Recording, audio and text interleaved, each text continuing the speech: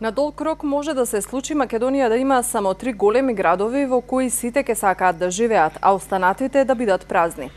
Вакво сценарио виси над државава доколку навреме не бидат преземени чекори за правилна релокација и распределба на парите наменети за развој и на најоддалечените делови и региони.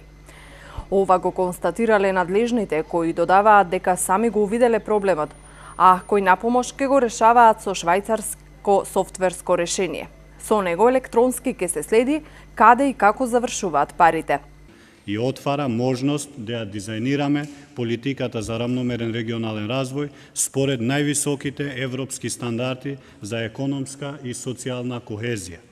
Сите ние кои сме присутни денеска тука како представници на институции и тела, носители на политиката, знаеме дека иако почнува да се менува свеста на пошироката јавност за значењето на рамномерниот регионален развој, нејзините предности и придобивки, потребни се дополнителни активности и ресурси за да ја унапредиме ефикасноста и успешноста на политиката.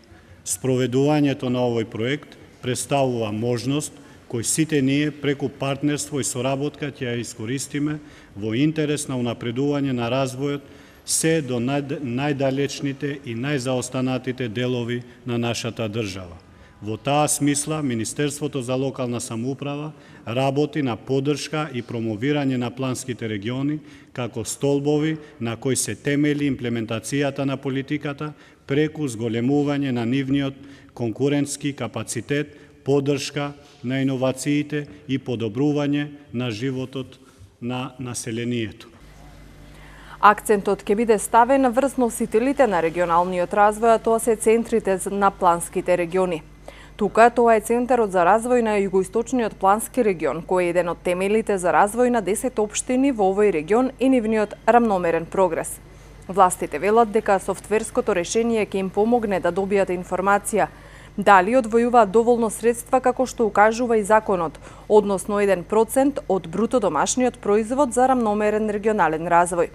Истовремено во неможност да се утврди дека е тоа така, бидејќи според надлежните тие средства се распределени по сите институции и во неможност да видат дали навистина тие средства се одвојуваат или не, овој софтвер треба да ја даде точната бројка на средства и како се тие распределени.